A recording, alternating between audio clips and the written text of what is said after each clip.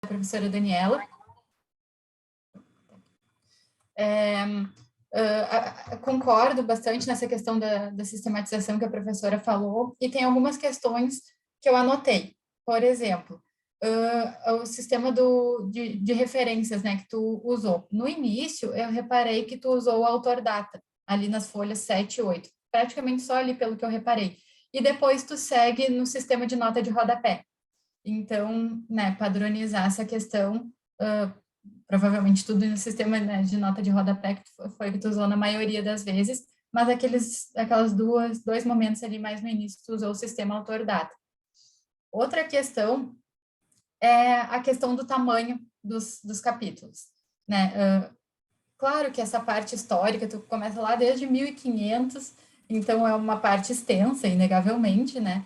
Mas acabou que o primeiro capítulo, ele ficou com mais de 15 páginas, que dá quase a metade do teu trabalho, né? Que passa um pouco das 30. E daí depois o segundo capítulo, que é o número 3, ele tem 2 páginas, praticamente nem isso, quase. E depois o final, que é o do caso concreto, depois tem mais umas 7, 8 páginas, mas acabou que ficou muita diferença, assim.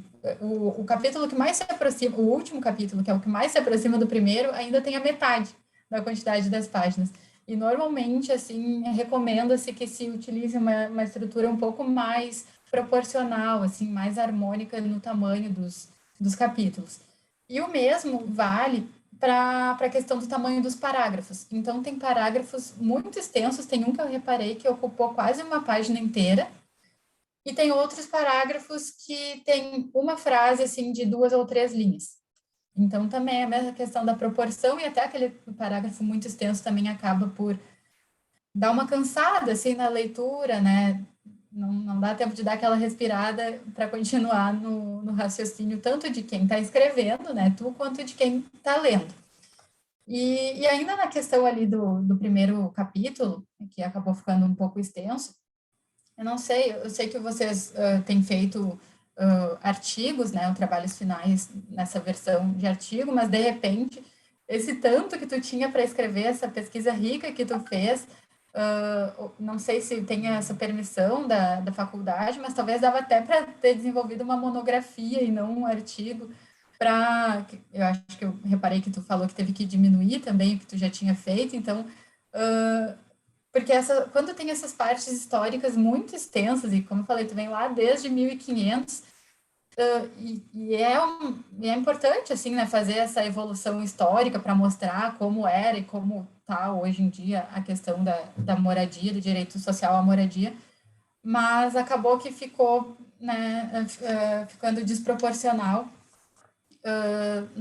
na estrutura, assim, do trabalho. Com relação às questões a questão material do trabalho, é um tema extremamente, né, relevante, importante. É claro que toda essa evolução histórica nos mostra como já se melhorou, né, nessa questão, e tu fez a referência em alguns momentos, até talvez daria para ter desenvolvido mais, mas também tem a questão da limitação das páginas, na questão claro que o direito à moradia é extremamente importante, é um direito fundamental, mas ele por si só não é suficiente, né? Ele precisa vir acompanhado de acesso a serviços públicos, disponibilização, né, de serviços públicos, desde saneamento, água, energia, até outras questões de acesso a escolas e saúde, enfim, né, estruturas assim. Então, talvez dava para ter, não sei se dava para ter entrado um pouco mais nessa questão, porque tem a limitação do trabalho, mas é um tema necessariamente associado, né, e igualmente de extrema importância, porque o direito em si, a moradia, apesar de extremamente importante, sozinho ele não é suficiente, né? E aí, assim, já concluindo as minhas considerações, fica mais um questionamento, assim, muito interessante aquela questão que tu falou de um trabalho multissetorial, né, multidisciplinar que é feito entre Ministério Público, Judiciário, município e outras tantas entidades e a própria população, né?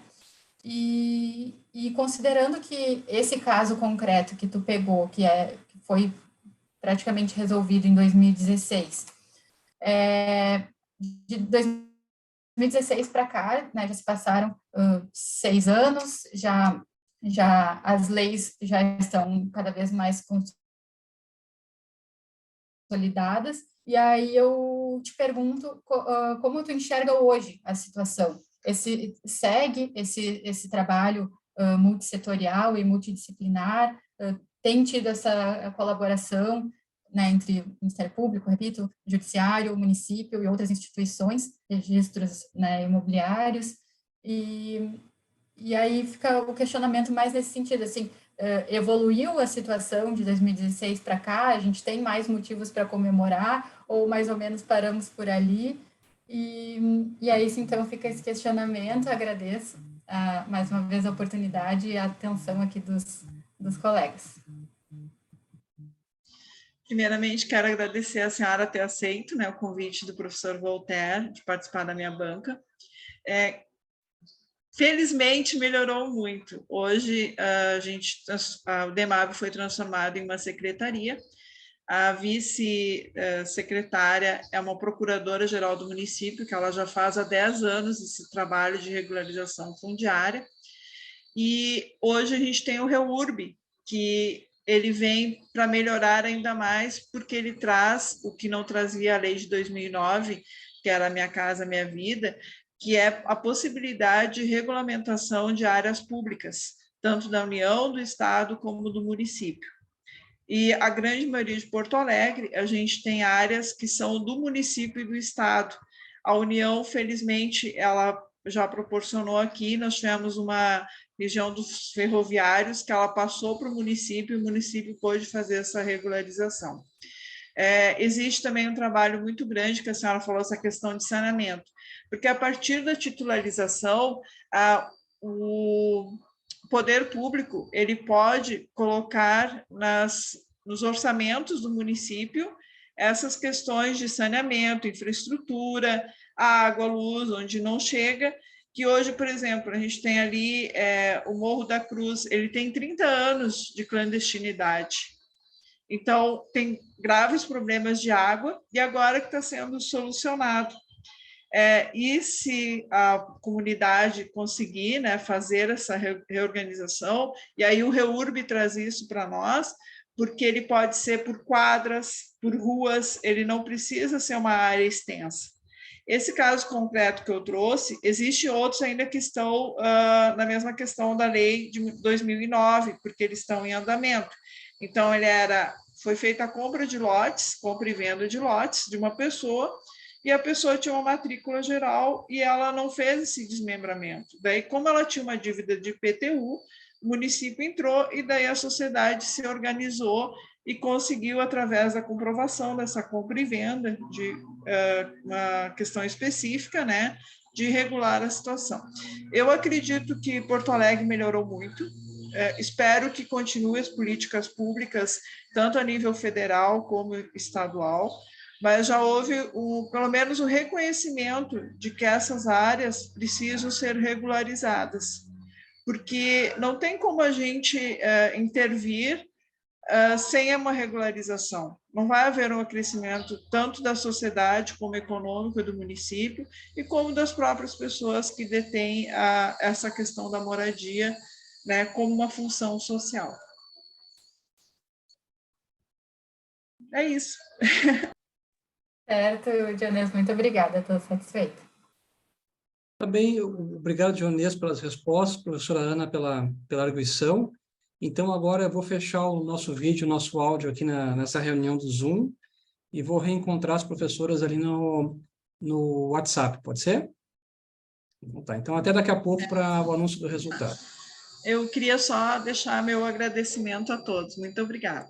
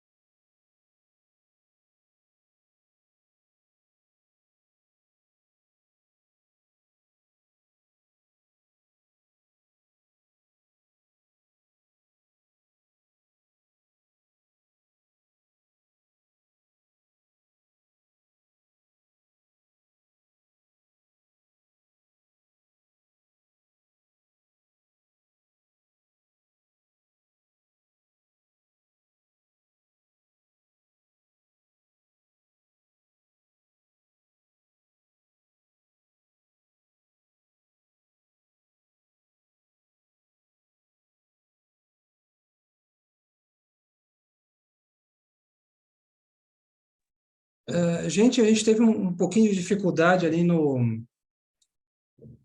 na sala do WhatsApp, então a gente vai fazer de outra forma. Os alunos que estão presentes aqui eu vou colocar na sala de espera e depois eu retorno todo mundo para cá, tá? Então, deixa eu só ver como é que se faz. Putin, deixa eu Tu ver. clica em cada um e aí coloca ali, Tá. tem umas coisinhas ali e tu coloca a sala de espera. Tá, já vi como é que é. Eu acho que a Dionês nem está presente. Ué, tá. Mas, de qualquer forma, eu vou colocar todo mundo aqui, depois eu chamo de volta.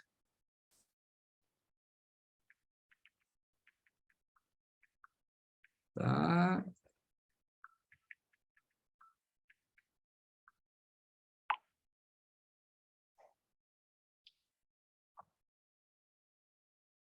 Tá. E agora ali Deu tu para a gravação ali. Pausa a Ah, gravação. para a gravação. Por 5 culpa da minutos candidata, mesmo de né? atraso. 5 minutos ela falou, A mas Dionês, ué, Dionês não tá aí.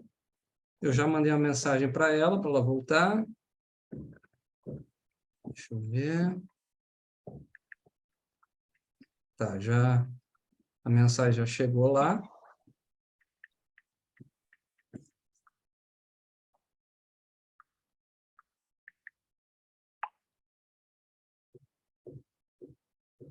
A gente tem mais 6 minutinhos. Vamos ver, dona Dionês.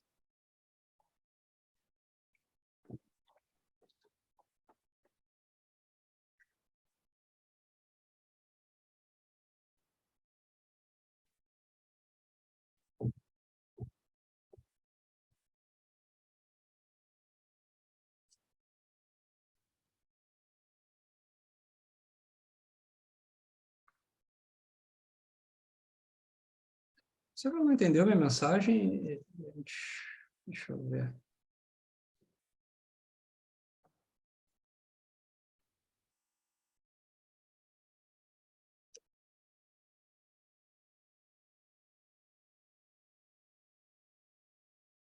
Bom, como está ficando gravado, né? Eu vou anunciar a nota da Dionês, porque em seguida eu tenho que entrar em outra banca, e daí ela pode depois assistir o vídeo e ter o feedback das considerações que os professores fizeram a respeito do trabalho.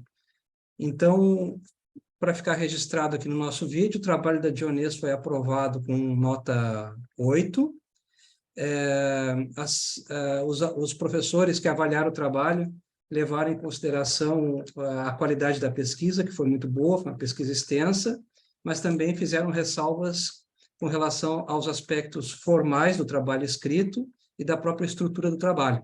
Então, por isso foi atribuída a nota 8, que é uma nota de aprovação. Então, a Dionês já está com o seu trabalho aprovado, tá? Dani, obrigado pela disponibilidade de participar na banca, tá? Gostei muito de fazer banca contigo, espero que das próximas semestres faça outras. E, Ana Luísa, obrigado pela disponibilidade, viu? Uma simpatia tu doar teu tempo para esse trabalho que não é remunerado, né? E que às vezes é tão pesado, né? E que ocupa o nosso tempo, né? Espero que tenha muito sucesso aí na tua carreira como professora, e o fato de ter sido orientada pelo professor Tadeu já é uma estrelinha, uma referência, tá? Muito obrigada, professora. Agradeço o convite, estou à disposição para as próximas. Tá bom. Um bom dia para todos, então, e eu já vou correndo para outra banca, tá? Tchau, gente. Bom dia. Tchau, Tchau, tchau. tchau.